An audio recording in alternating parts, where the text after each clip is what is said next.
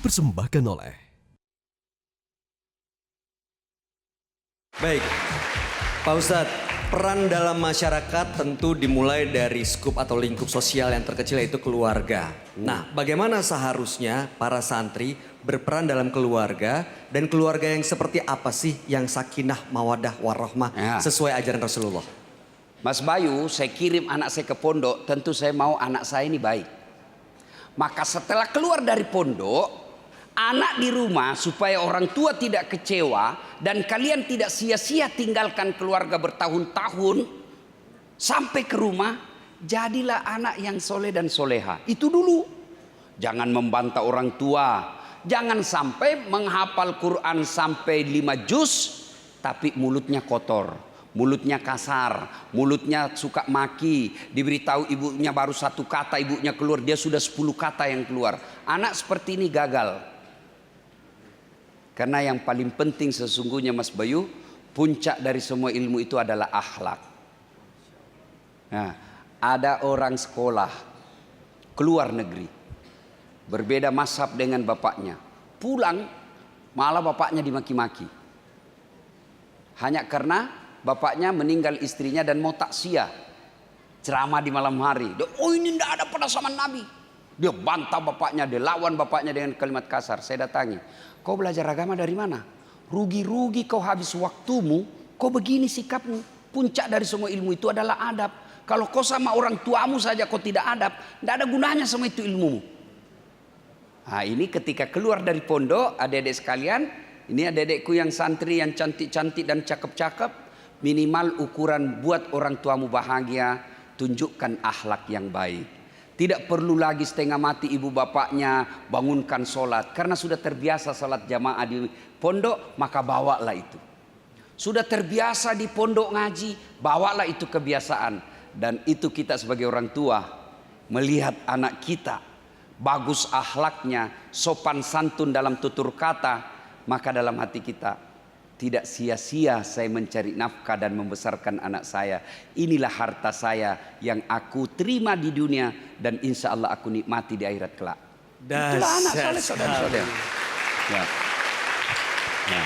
Pak Ustadz, setelah santri ini dewasa membentuk keluarga, tentu nilai-nilai yang dibawa akan dilakukan atau diberikan dalam mendidik ke keluarga. Nah, bagaimana Rasulullah mendidik keluarganya yang mungkin kan kita tahu Rasulullah keluarganya tidak semuanya muslim, ada juga yang non muslim. Ya. Nah, bagaimana cara Rasulullah mendidik keluarganya dengan cara yang benar-benar bisa kita tauladani, Pak Ustadz? Oke, baik.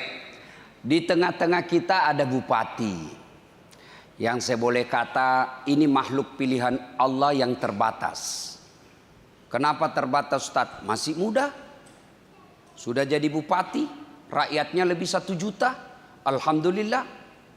Nah, itu kalau mau sukses jadi bupati, sukses dalam memimpin rumah tangga, jangan cari teladan selebriti.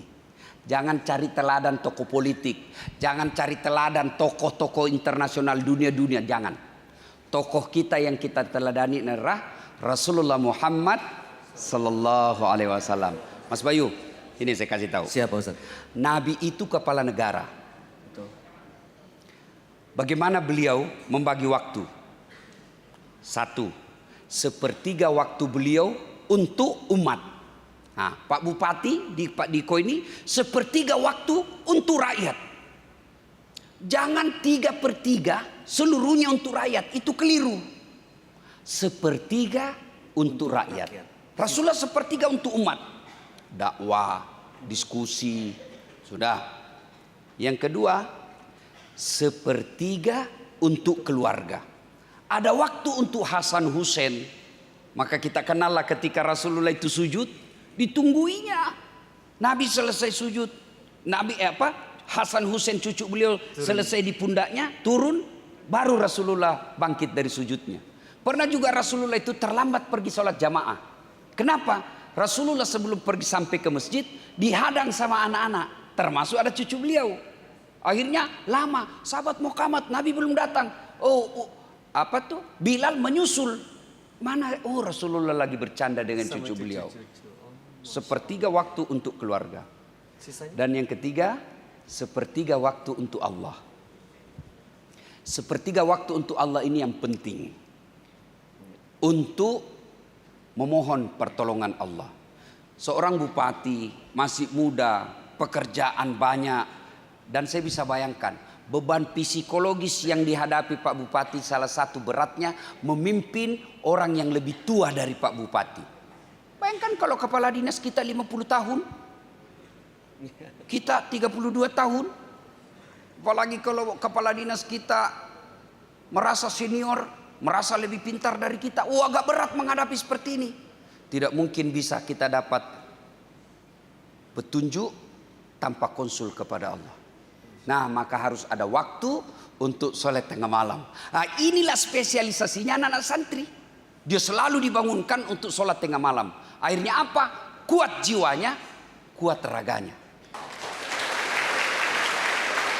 Panggil kepala dinas, panggil Kemenak, bermusyawarah, cari anak pondok yang cerdas, yang ahli di bidang matematika, sekolahkan sampai ke Jerman soal matematika. Tapi kalau dia pulang harus bikinkan MOU mengabdi di Kabupaten Kendal. Cari anak-anak santri kita yang pandai di bidang elektronik, kirim dia ke Jepang, Korea, sekolahkan dia sampai setinggi-tingginya, pulang bangun kampungmu. Itulah yang disebut mencintai anak santri. Jangan beasiswa hanya dialokasikan ke sekolah-sekolah umum saja. Kalau dia cerdas bidang ini otaknya, tapi gersang hatinya, maka dia jadi pejabat dan pada akhirnya berada pakai baju orange, tertulis tahanan KPK menghadap ke belakang. Auzubillah min zalik. Di pondoklah kita temukan lagu Indonesia Raya. Bangunlah jiwanya, bangunlah raganya. Itu anak-anak pondok. Ya. Dibangun jiwanya, betul, dibangun betul, raganya. Anak-anak pondok kan kuat-kuat, tahan banting dia. Oh. Iya. Tapi tahan banting dalam arti bukan kuat fisiknya, karena disuruh lari, berjemur. Kuat fisiknya. Kalau dia ndak di pondok, anak-anak sekarang baru lihat petir sudah sakit. Tadi bicara soal keluarga ya Pak Ustadz. Bagaimana menumbuhkan nilai-nilai positif dalam keluarga, tentu harus dengan KDRT. Tapi bukan KDRT yang viral itu Pak Ustadz. Itu apa tuh? Bukan yang kekerasan dalam rumah tangga. Kelembutan dalam rumah tangga. Masya Allah. Betul kan Pak Ustadz? Ya. Saat ini PKK Kabupaten Kendal, fungsi PKK itu kan sebagai pendamping pemerintah daerah. Insya Allah di tahun ini kita akan menggalakkan atau mengkampanyekan tentang 20 detik peluk anakmu per hari dan bisikan doa di telinganya. Masya Allah, tabarakallah. Metro TV